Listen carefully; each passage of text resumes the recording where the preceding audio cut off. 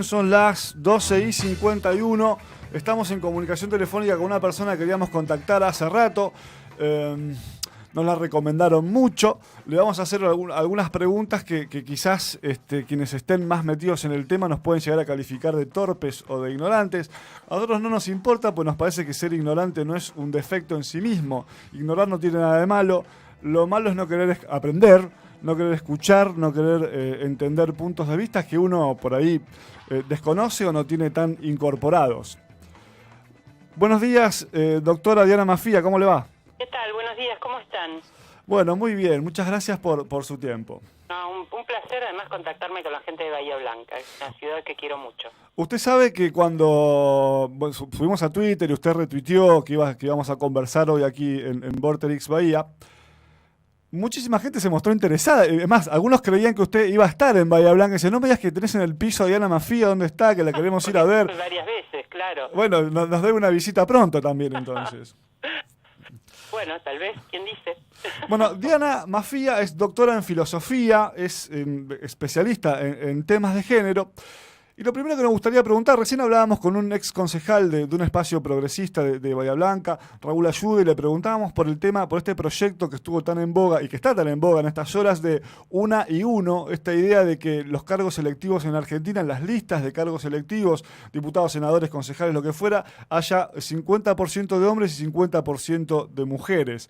Es una idea que ha sido cuestionada desde algunos sectores también en estos días, y nos encantaría, Diana, que nos dé su opinión, su posición, por favor. Bueno, creo que hay muchos argumentos que son comunes a cuando se discutió la ley de cupo, es decir, la ley que proponía un mínimo de cargos electivos para un grupo que estaba subrepresentado. Estas medidas que se llaman de acción afirmativa o de discriminación positiva están en la Constitución.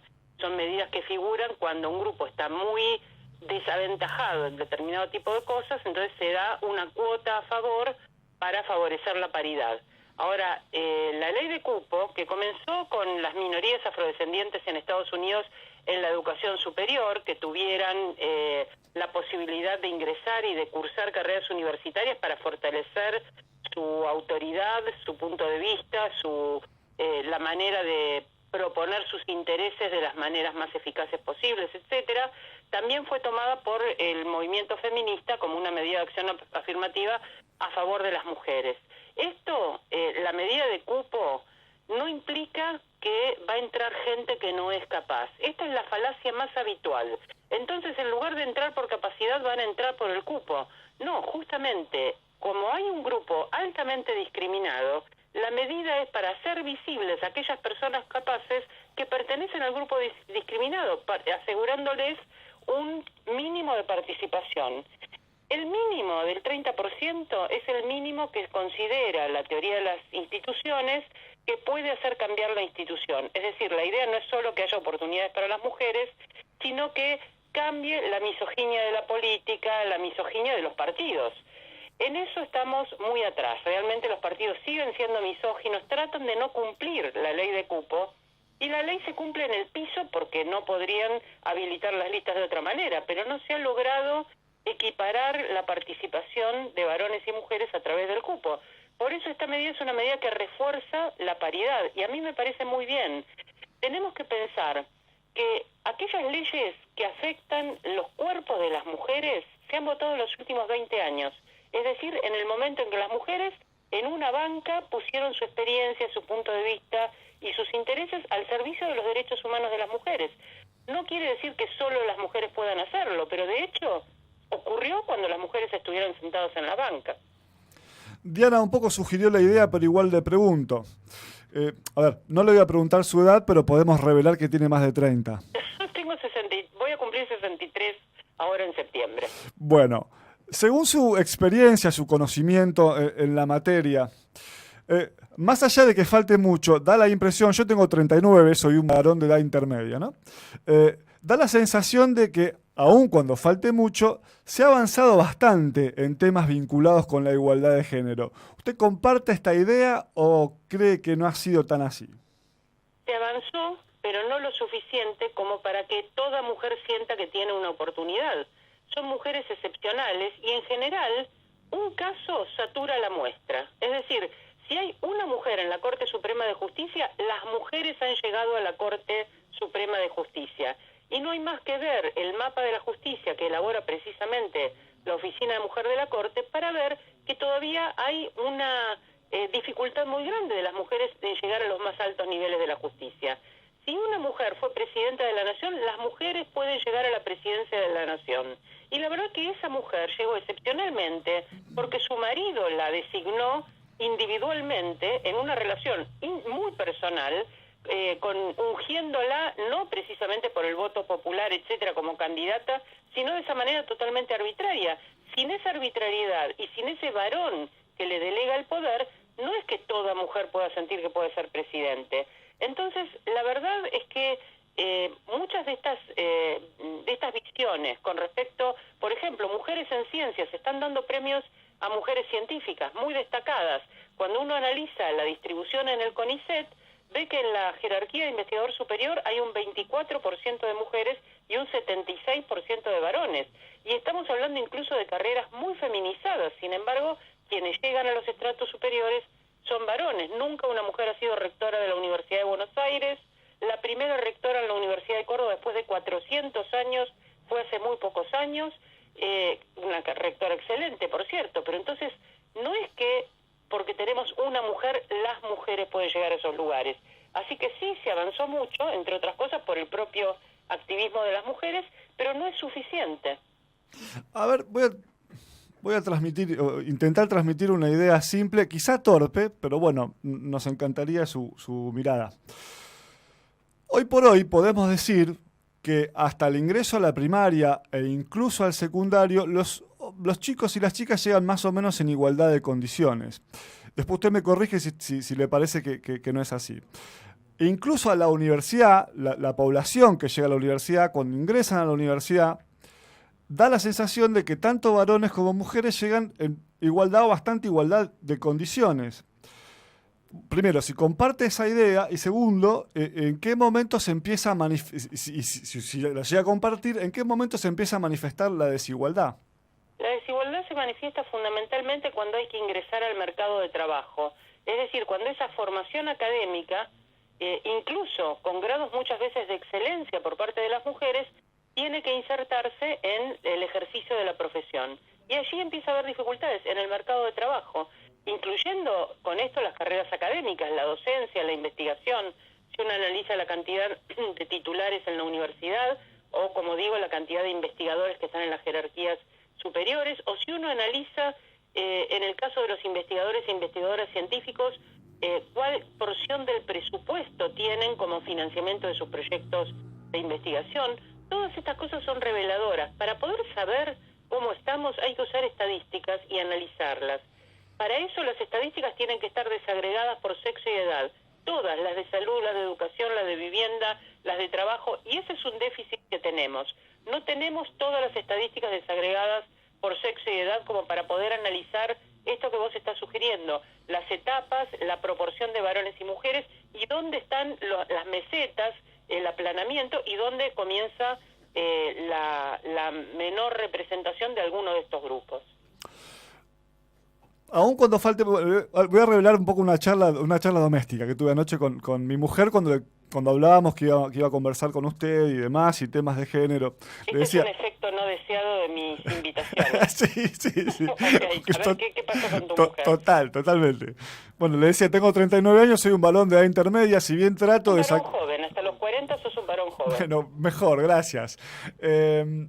Si bien uno intenta sacarse el machismo que trae ancestralmente, no es fácil, digamos. Personalmente creo tratar de sacarme ciertas cuestiones, ciertos estigmas en fin, ciertos atributos machistas que uno recibe porque es ancestral, porque esto no se puede cambiar de un día para el otro, porque es muy difícil, aún cuando creo que me puedo incluir entre los varones que tenemos voluntad de hacerlo. También incluye a las mujeres, porque tal cual, el muchísimo, machismo es una cuestión ideológica, política, no es hormonal. Los varones tienen ventajas dentro de un sistema patriarcal, pero también tienen desventajas. Ver las desventajas es un poquito más complicado y exige una deliberación, un trabajo colectivo de varones con otros varones para pensar el patriarcado y para pensar cómo ellos se van adquiriendo la masculinidad hegemónica de cada sociedad. Pero también nos pasa a las mujeres, Sí, totalmente. Respecto de la charla doméstica, y le cierro la idea, mi mujer y yo tenemos ingresos más o menos similares, o sea, aportamos económicamente lo mismo, trabajamos una cantidad de horas más o menos similares, en fin. Pero por algún motivo, y ella ayer me lo señaló con algunos ejemplos del último tiempo, ella es como que tiene más responsabilidad con cuestiones de la casa. Entonces, ¿Cuál crees que es el motivo? es que no sé, ayúdeme. ¿No hay tareas que se consideran propias de mujeres? Entiendo que sí, claro. Mira, cuando se declaró la ciudadanía en la Revolución Francesa y se hizo la Declaración de Derechos del Hombre y el Ciudadano, que se suponía universal, decía todos los hombres nacen libres e iguales y tienen los mismos derechos. Una luchadora de la Revolución Francesa muy importante nota que ese derecho y esa ciudadanía era solo para los varones, aunque ellas habían luchado en la Revolución. Entonces redacta una declaración de derechos de las mujeres, una declaración de derechos de las mujeres y las ciudadanas, Olympe de Gouges se llamaba. Y entonces Robespierre la manda a guillotinar, y el argumento es que había olvidado las funciones propias de su sexo para mezclarse en los asuntos de la revolución, para mezclarse en los asuntos de la toma del poder. La lucha la podía hacer, pero la toma del poder era solo para los varones. Esto en 1789. Y eso que eran revolucionarios. Casos de femicidios en los últimos años, y muchos femicidios, es decir, asesinatos de mujeres por parte de sus parejas o exparejas, tienen como argumento que las mujeres ya no hacían las tareas domésticas, no les planchaban la camisa, no les hacían la comida, y los jueces consideran que esas son ofensas muy graves y les bajan la pena. Y esto estamos hablando del 2016, es decir que tenemos 3 siglos y hay ciertas constantes que son que las mujeres se van a desempeñar en el ámbito privado y los varones en el ámbito público, que los varones van a tener la carga de ser el sostén económico del hogar. En las parejas actuales es muy difícil sostener solo los varones la carga de trabajo, pero cuando las mujeres asumen un trabajo, pasan de lo privado a lo público, y eso se considera un avance. En cambio, cuando un varón decide que va a dedicar la mitad de su tiempo a hacer tareas domésticas y cuidar a los niños, eso no se considera un avance, porque es una tarea degradada, feminizada, y por estar feminizada doblemente desvalorizada. Es en el ámbito de lo privado, no tiene salario. Este es un aspecto muy importante. El trabajo productivo tiene salario y el trabajo reproductivo no. Entonces, todo esto conforma una cultura, que es una cultura que da a varones y mujeres espacios diferentes en el desarrollo de las actividades sociales. A esto se llama sistema sexo-género, el que distribuye roles de acuerdo con la identidad de género de cada persona. Estás escuchando a Diana Mafías, doctora en filosofía, especialista en temas de género. Bueno, arrancamos hablando del proyecto de ley de Una y Uno, y hay una ley que también debería contribuir a estos temas, que tiene que ver con las licencias, ¿no? Las licencias de maternidad y de paternidad, que por un lado parecen escasos los días y además están muy desfasadas las cantidades. El hombre le da muy poquitos días, a la mujer 3 meses. Bueno, en esa ley también un poco está claramente implícita o explícita esta cultura machista, ¿verdad? Pero además las licencias por paternidad que deben ser ampliadas, los periodos de licencia optativos que podrían ser distribuidos en cada pareja según quien quiera tomar esa licencia prolongada, y depende de las condiciones de trabajo y de las condiciones económicas de cada miembro de la pareja. Si cada uno de estos derechos sociales no estuviera dividido en varones y mujeres, presumiendo que el cuidado es una actividad exclusiva de las mujeres, seguramente obtendríamos beneficios sociales mayores y podríamos distribuirlos en la pareja, esté conformada como esté conformada, porque entonces quiere decir que una pareja conformada por 2 varones solo tendría 2 días de licencia, mientras que una pareja conformada por 2 mujeres, esa doble maternidad tendría 3 meses de licencia entre quien gesta y quien también es madre aunque no gesta. O sea, tenemos realmente en la actualidad conflictos con este tipo de experiencias que parece están arraigadas en los cuerpos, pero no están arraigadas en los cuerpos, están arraigadas en un sistema ideológico de género. Extraje una frase de su página web, dianamafia.com.ar, Mafia se escribe con doble F. vinculada con el tema, hace poco estuvo una concejal de Bahía Blanca que trabaja mucho con temas de género, que se llama Miriam Biantosca, y le hice una de esas preguntas así, de estas discusiones que muchas veces hay de café, de si violencia de género también es cuando el hombre es golpeado por una mujer. Habitualmente yo había escuchado, leído que no. Miriam nos dijo que ella consideraba que sí. Bueno, no quiero... entiendo que su idea es opuesta. Tendrá ella sus argumentos. Yo creo que no, y voy a decir por qué. Cuando se habla de violencia de género, se habla de una violencia que ocurre en el contexto de relaciones desiguales de género.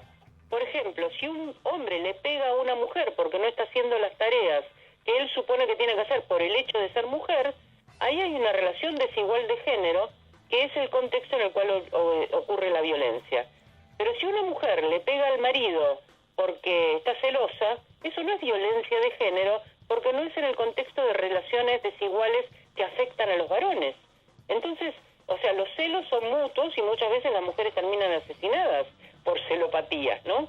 Entonces, si no hay un contexto de relaciones desiguales de género, no hablamos de violencia de género.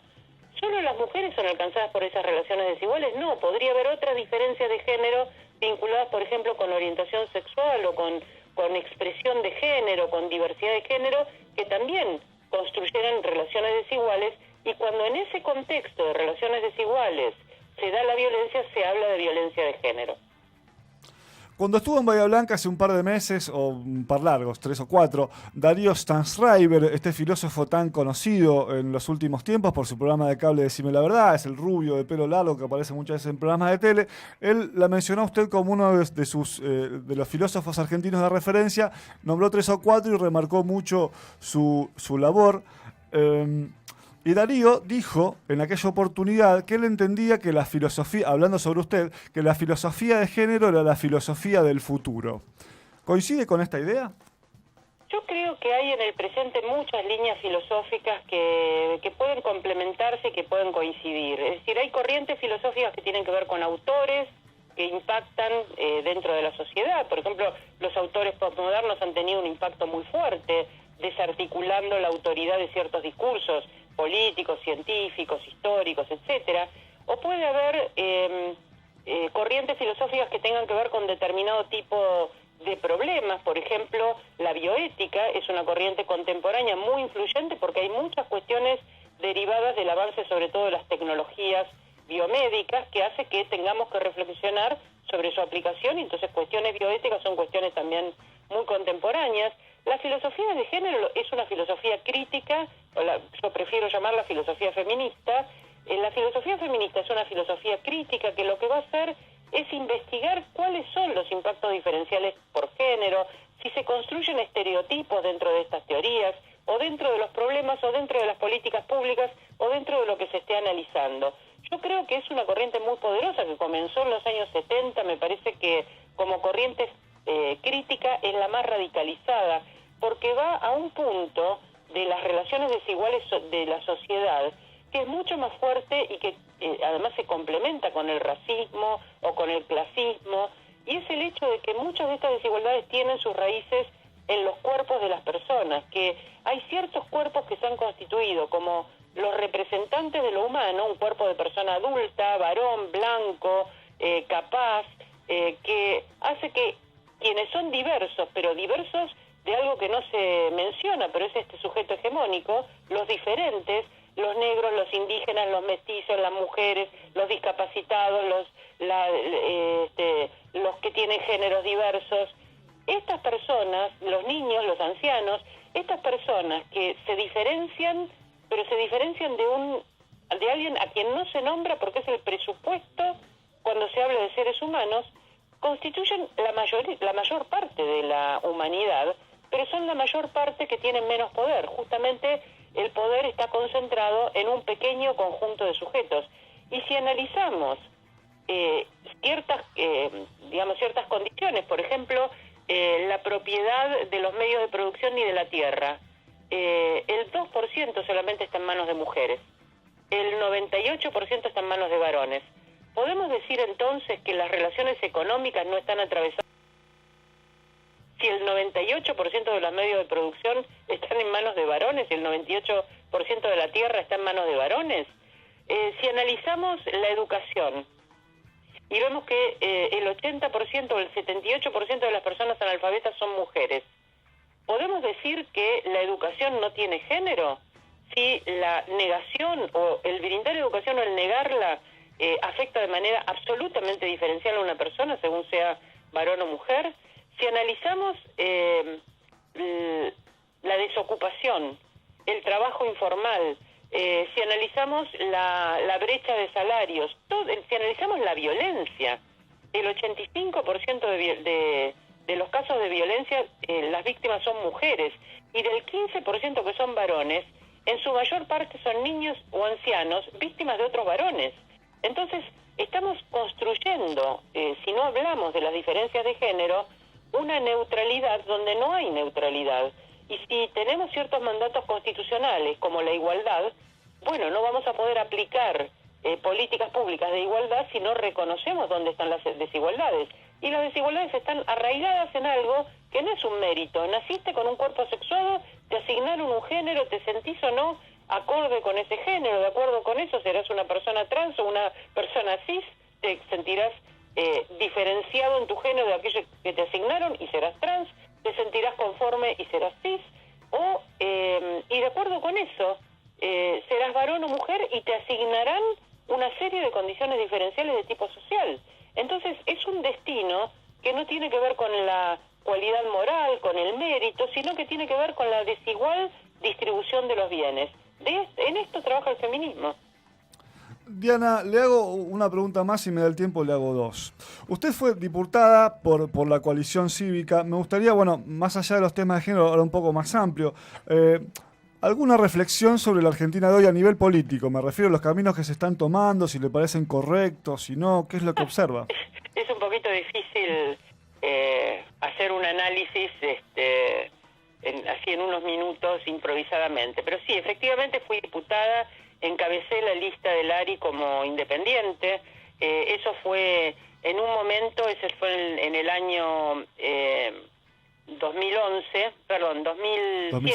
del 2007 al 2011, en ese momento todas las listas del ARI desde el 2003 estaban siempre encabezadas por mujeres. Esto ya no ocurre con la coalición cívica, pero en ese momento era una acción afirmativa muy fuerte. Yo había dirigido durante muchos años el Instituto Hannah Arendt que fundó Elisa Carrió, y si tengo que pensar en la política en este momento, diría que se opera con herramientas que no son las que me parecen más afortunadas. Yo tengo una profunda convicción democrática, pero me interesa la democracia participativa y deliberativa. Es decir, una democracia donde no se suplante la voluntad popular, aunque sea representativa, pero donde cada segmento de la sociedad tenga su representación en los lugares de representación y donde haya posibilidades de deliberación, es decir, donde haya posibilidades de discutir la medida de gobierno, hacer llegar las opiniones, etcétera. Creo que debe haber control y transparencia para que esto ocurra, para que la ciudadanía pueda participar, porque si no tenemos datos no podemos saber si estamos a favor o en contra de las medidas. No tenemos que delegar en líderes que no nos explican nada, sino que solamente tenemos que seguirlos y aplaudirlos. Esto me parece nefasto. Entonces, para poder tener una ciudadanía crítica, participativa, necesitamos transparencia y datos. Y necesitamos organismos de control que estén vigilando, no dañando la política, sino vigilando que se cumpla lo que entiendo que también el Ejecutivo debería querer, y es que las cosas salgan bien. Entonces, si desde un organismo de control se analiza que están habiendo problemas, estamos colaborando con una buena gestión política si hacemos control. Yo he sido defensora del pueblo, he estado en un organismo de control y realmente es un organismo que a la vez es de promoción de derechos. Siento que ahora hay temor a los organismos de control, se ponen en manos de gente afín al partido de gobierno y eso no debería ocurrir. Y tenemos, por ejemplo, una Defensoría del Pueblo de la Nación acéfala desde hace 6 años. Eso es una cosa realmente que no se puede entender cómo no se ha... Y además se le ha quitado poder, por ejemplo, la Fiscalía de Investigaciones Administrativas, su titular, Manuel Garrido, renunció porque se le recortaba cada vez más su poder de investigación. Entonces, hay un temor a los organismos de control, y yo creo que por el contrario, los organismos de control son buenos para la democracia. Diana, muchísimas gracias por su tiempo. Que tenga un muy buen fin de semana. Hasta pronto.